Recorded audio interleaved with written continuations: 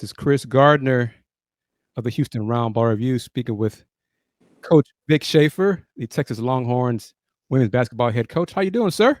Good, Chris. How you doing? Thanks for having me today. I'm doing better now that I have power and trees off my roof and things like that. So, There you go. yeah. Um, let's see. I haven't talked to you since the season ended. If you don't mind, just reflect on this past season and the success the team had in spite of injuries. Yeah, we certainly had our share of injuries this past year. You know, losing Deanna Gaston in middle of October, out 2 months, came back, I think 3 games, and then got re-injured, was out another 2 weeks. Probably never was fully recovered, but gutted it out and did a great job for us. Taylor Jones, freak accident, stepping on a ball, out several games at the beginning of conference. Probably never was her old self. She was having an all-conference season up until that point when she did that. And then obviously the big one was Rory. I mean, something that devastating, and how it affected your team, but it could have been so much worse. And the reason it wasn't much worse is because of the young ladies that were left. And we always talk about, it's a lot of the times in life, it's not what happens, it's how you respond. Right. And the response that those young ladies had to that adversity, and trust me, that was a major piece of adversity. Very difficult. Hard on the old coach. Probably, losing Aaliyah Moore and her the last 2 years has been hard on me. I don't have any experience at that. I've not lost kids to season-ending injuries very much in my career, and certainly not two great kids like that. It's just really been difficult for me. And so to have that happen to Rory, basically our kids got 3 days to get ready for a conference opener after it happened. But then to have a freshman in Madison Booker step up and have a first-team All-American year like she had, moving over from small forward to point guard. A lot of times people will move their two guard over to play the Right. point. Not many times do you hear about moving your three player, your small forward over there. But when it happened, there was no doubt in my mind who on my team I thought would give us the best chance to be successful at that position. And more, she took the bull by the horns and, obviously led our team to some unprecedented heights. Won 33 games. It's only been done one other time, Chris, where there's been more than 33-1, and that was the 34-0 national championship team. Mm-hmm. But to lead them to that, to another conference championship, to an Elite Eight appearance, is really quite remarkable. And I'm just really proud of our team. I'm proud of our older kids, our Shay Hollies and Shaylee Gonzalez, two seniors that really did a great job, stepped up. Shay Holly goes from being, a player that's coming off the bench to being a starter and ends up being on the all defensive team. Mm-hmm. The evolution of her as a defensive player, and then offensively, she became a pretty good offensive player for us as well. But Aaliyah Moore really stepped up, had a great year. As I mentioned, Shaylee Gonzalez, my two-headed monster, Gaston and Taylor Jones inside was so special. So proud of that team, man. It was fun to watch, fun to coach, fun to be around. Those are some great kids. Couldn't be happier for that group and excited about our future, excited about the team coming up. We've got 4 starters back. That's not even including Rory. You throw Rory in there as a fifth starter, and then you sign 3 incredible high school kids, part of a top 3 or 4 recruiting class. One of them from right there in the Houston area, and Justice Carlton. Jordan Lee, who just made the USA U18 team from California, and then Brianna Preston, who people think Rory Harmon's quick and fast. Brianna Preston's going to give her a run for her money because she is really quick and fast. And then signed 2 great kids out of the portal in, Layla Filia from Michigan, first team All Big Ten guard, big 6 guard, big 6-foot guard, and then Kyla Oldacor from Ohio, who was at Miami, and 6'6", got a pro body, big time frame, and wants to be great. So, and I'm excited about my team, if you can't tell, and excited about this upcoming season. Coach, did Madison play point in high school? I get asked that a lot. She would say no, but she did. Okay.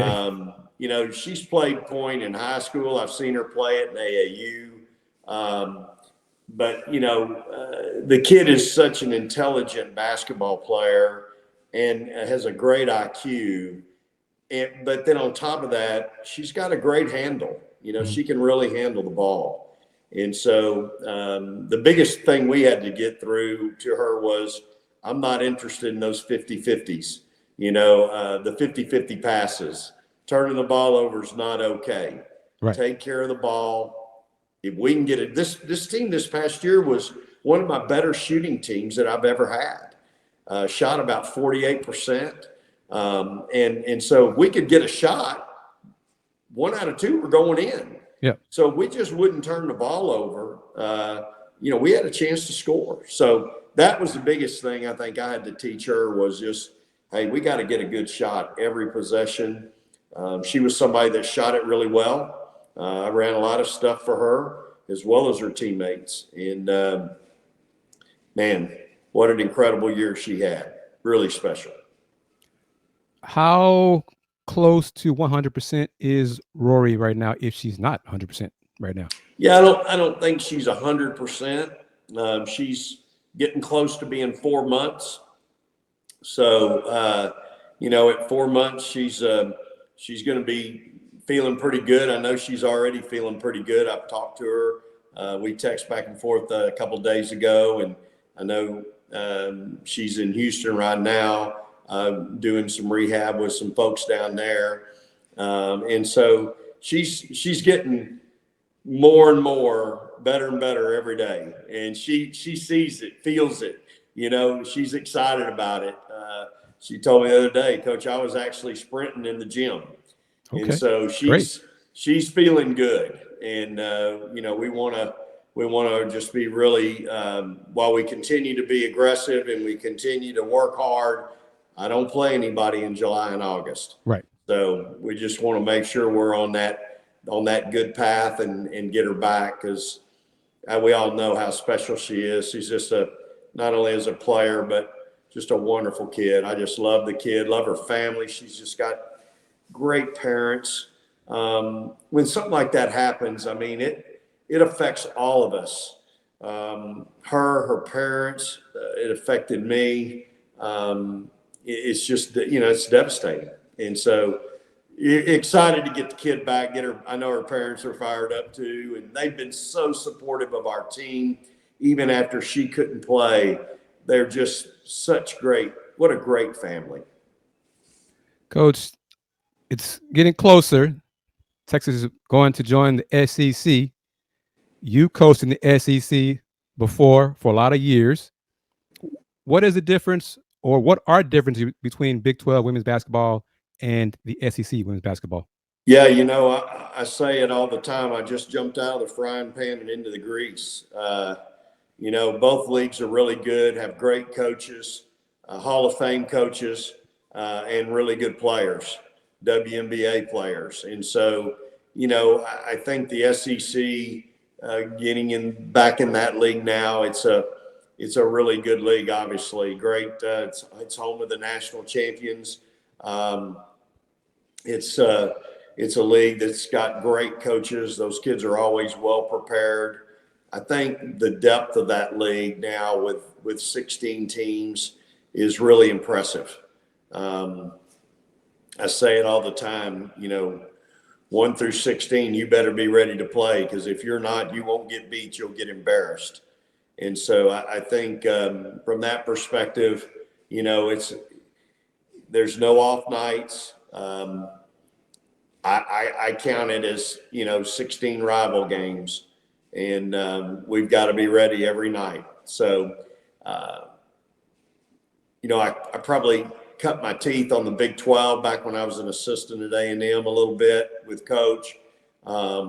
Then went 6 years at Arkansas in the SEC and have some experience there before going to Mississippi State for 8 years as the head coach, and obviously having a lot of experience during that time. So, both leagues are really good. A lot of respect and admiration for the coaches in both leagues and the players.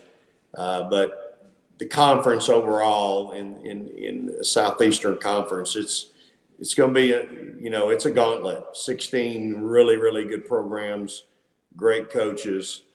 There's been some change, in the league, and I think it's certainly been upgraded for sure. How close are you to finalizing the non-conference schedule? It's a work in progress. I wish I could say we're really close, but it just seems like each year it gets harder and harder scheduling for us. And we've lost a couple games here lately that I thought were pretty solid.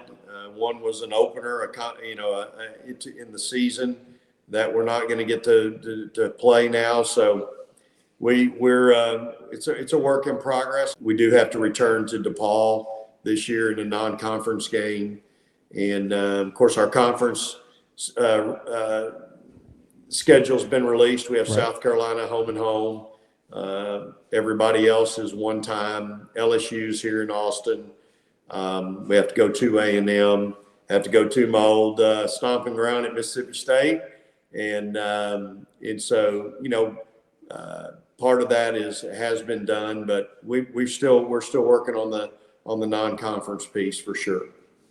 When the conference matchups were announced, what was your initial reaction? Were you like, "Oh, great, they gave me Don Staley's team twice"? Well, I mean, obviously, a lot of respect and admiration for Coach and our program, but I've obviously got experience in playing them. We've had some really good knockdown dragouts over the years, and it's all about you're going to play a well-coached, prepared team, highly skilled, and so you've got to be ready when that day comes. And again, the opportunity to play in that league in general, that's every night. And but no, always excited about that challenge, excited about the opportunity. Glad it's not me having to play against her one-on-one, because we'd definitely be in a world of hurt. I'd lose that battle every time and twice on Sunday. How long have you been a coach? I'm going into my 40th season, Chris. So you've seen women's basketball come a long way, but just in the last 5 years, just your thoughts on how much the popularity has grown and exploded over the last 5 years. Yeah, I've driven the van 8 hours, 9 hours to Thibodaux, Louisiana from Huntsville, Texas, got out, coached, got back in the van, drove all the way home.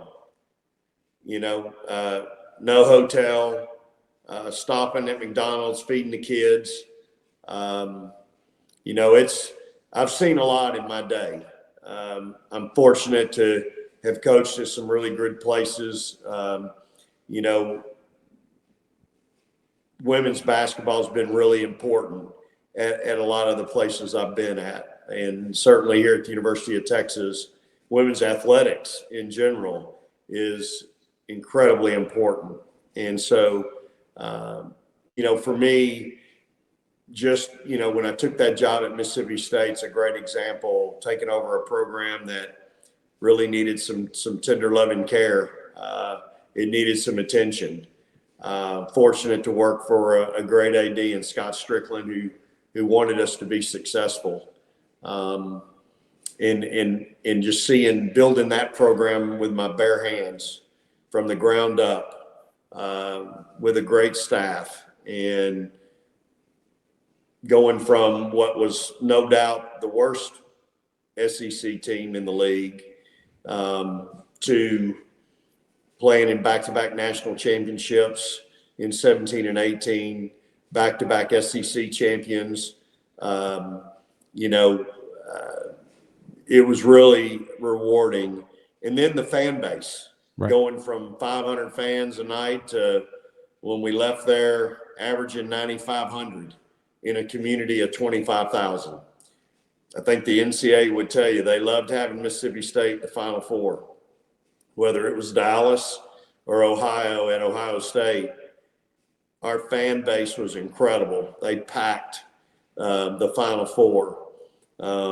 When I was in the SEC, even having to go all the way to Greenville, South Carolina, we would bring 2,500 to 3,000 fans for the SEC tournament. People taking vacations. But it was almost a cult, just people wanting to be a part, and we loved them. I mean, it was such a great experience for our student athletes, for my family, for Holly and I, for Logan and Blair. We just appreciated our fans at Mississippi State so much, and they meant so much to us with what they provided for our student athletes night in and night out, whether it was in the hump, on the road. I mean, we'd go to Ole Miss and we'd have 5,000 people at Ole Miss. And anywhere really that we went in the league, there we would have a tremendous following. So those are some special days. And, I saw that evolution over time. And now to be here at the University of Texas, where we've really, I think, built a fan base here, and to see our game grow, both here at Texas as well as overall throughout the country. But again, I say this all the time, Chris. It's a great example of, if you'll invest in it, you're going to get a good return. It's just like any stock that you buy or anything else. If you'll invest in it, if you'll invest in the company will give you a return. And if you'll invest in women's athletics, in women's basketball, you're going to get a return. And I'm lucky to be here at a place where Chris Del Conte's my athletic director, Chris Plonsky's our senior women's administrator, along with Sarah Baumgardner. The proof's in the pudding. And I think we've given them a good return on their product. We'll continue to do that. But again, you give our kids, give my staff a ton of credit. I have a wonderful staff. I'm smart enough to know I can't do it by myself. I've been able to hire great people. And in turn, we've been able to recruit some outstanding young ladies. What are your thoughts on NIL and its impact in college athletics? Well, it's certainly a different, it's been different. It's a different animal, and it's certainly impacted our sport in a different way. At the same time, there's going to be a ruling here in the next 3 days that may impact NIL a little bit in how it impacts our sport right now. So we'll see what comes here in the next 3 days in the justice system, but it's impacted our game. There's no doubt about it. Quite frankly, it's unfortunately, it's nothing like name, image, and likeness. It's evolved into pretty much just paying players. I don't think that's what it was meant to do. But that's certainly what some people are doing. And so it's, it's a different game, no doubt about it. Different day and age right now, but hopefully we're going to be able to reel some of this in a little bit, and to be able to, continue to do a lot for our student athletes, but at the same time, make it equal across the board for everyone. I'm going to ask you this question. I ask it almost just about every time at media day when I do see you. If you could wave a magic wand to improve something about women's basketball, what would it be? Woo!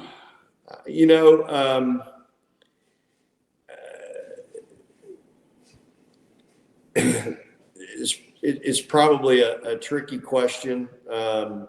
There's certain things about our game and specifically the games itself that I think need work. We had some snafus in the NCAA tournament this year. Just some real lack of attention to detail in my mind. And so I just think that, our sport, our players, our student athletes, they command the attention to detail. They command the respect of attention to detail that they warrant. It's a great game. It's a great game. And we have a lot of people working really hard in our game to try to make it as good as it can be. But I think we still have some areas where we've just really dropped the ball, and we've got to continue to work hard on that and be better. And so, I just think on a national scale, we've got to continue to promote our student athletes at a high level, promote our game. We've got to continue to expose our game, get it on national TV, provide our student athletes with that type of exposure, so that our game continues to grow. I think there's a lot of Caitlin Clarks out there. And I think we've got a lot of players that are exciting to watch. We've got tremendous parity in our game right now. So parity demands that we expand our coverage, more opportunity. And so I think there's room for growth in a number of areas. Awesome, Coach. Hopefully I'll get a chance to see you at media days later on this season. I heard you did some work on the Astros broadcast. Is that right? Yeah, I got to throw out the first pitch, pumped the seed right in there to the catcher for a strike, and I did an inning with the baseball guys on their radio broadcast. A lot of fun. I told them when I said, in that inning, Astros gave up 2 runs and got themselves in a hole. I go, guys, if this is going to happen, I got to get out of here. I can't be in here in my Stros or all of a sudden not playing well. And as soon as I got out of there, we made a little run. I think we won the game that night 7-2. So, I'm all about the team. So if I got to get out of there to help us win, I'm all for it. Okay, so you're an Astros fan. Yeah. Coach Blair is a Rangers fan. So what is that discussion like between you two? Well, it's been really good for me for a long time until last year. Yeah. And, I've been with him on the road, Chris, when we were at Arkansas. And he'd have the Rangers game on some channel. We'd be rolling through the hills of Arkansas, and it'd just be nothing but static. And every now and then you'd decipher one word. And, he's had a whole lot more heartache over the years than I have. I'll say that. My Astros have been a little bit better than his Rangers have throughout the course of our relationship. But especially of late, my Astros have been really, really good. So, but yeah, he's an avid Rangers fan. Oh, this has been fun. It's always good to talk to you, Coach Schaefer. And I have not talked to Coach Blair in a couple of weeks, but I need to touch base with him just to say hi. I appreciate you taking time to spend with me to talk about women's hoops, which I always enjoy doing. So anything that I can do for you, you let me know. I thank Jeremy for helping arrange this. I appreciate him, and hopefully I get a chance to see the Longhorns a few more times in Austin this coming season. Absolutely. You come see us anytime. Really appreciate the time today, Chris. Appreciate all you do for women's basketball and for our great game. And again, thanks for the opportunity. Okay. Thanks again, Coach. You take care. All right. Praise the Lord and hook 'em horns.